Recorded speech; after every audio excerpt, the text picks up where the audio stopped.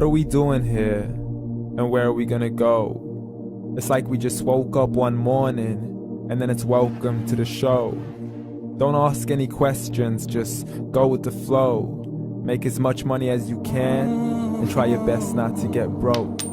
Copy everything you see on the TV, from the hairstyles to the clothes, and don't think too often, just do exactly as you're told. And if you ever get confused, then just turn towards the alcohol. You'll still hear your thoughts, then just turn up the radio as you learn to live a lifestyle of drugs, sex, and rock and roll. But in all honesty, I just need to know, is there more to the cycle than growing and getting old? Living and dying just to leave behind a happy home and a whole lot of property that somebody else is going to own. I just really need to know before the casket's closed, 'cause I'm not willing to gamble with my soul, nor am I ready to take any chances. These are just simple life questions and I'm just searching for some answers. Like, what are we doing here? And what is our purpose? How did we get here, and who made us so perfect? And what happens once we go, or is this world all really worth it? Questions we don't answer because apparently we don't really have to. There's no purpose to this life and our existence is merely natural. Then in that case, please let me ask you, did you create yourself, or was it somebody else who had fashioned you? 'Cause you're a being that's impeccable, faultless and unparalleled. You're a product of supreme intelligence and I'm merely being rational. For there isn't a camera on this earth that can come close to the human eye, nor a computer that can compete alongside the human mind. And if the whole world was to come together, we wouldn't be able to create a single fly. So many signs, yet we still deny. As science tries to justify that all this could come from none, when it's a simple sum. 0 plus 0 plus 0 cannot possibly ever give you 1. So from where did all this order come? For everything has its origins, a maker, a creator of its own. I mean, the only reason you're watching this video is because somebody had to press upload. So we can believe in the Big Bang, but I'd rather believe in He who caused it to explode.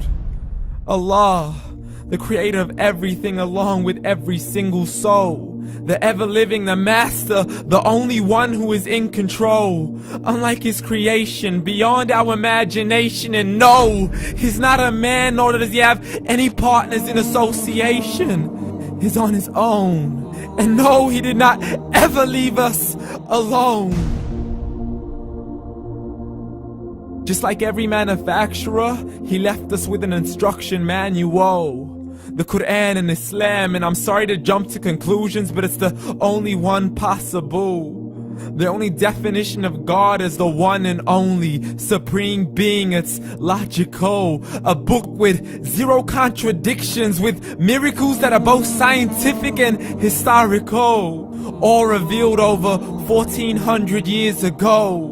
Like the detailed description of the human embryo. The descriptions of the human embryo in the Quran cannot be based on scientific knowledge in the 7th century. To the mountains as pegs holding firm the earth below, and the 2 seas that don't mix in a complete separate flow. To the planets in orbit, alternating night and day as they stay in flow. The expansion of the universe and the creation of everything from H2O.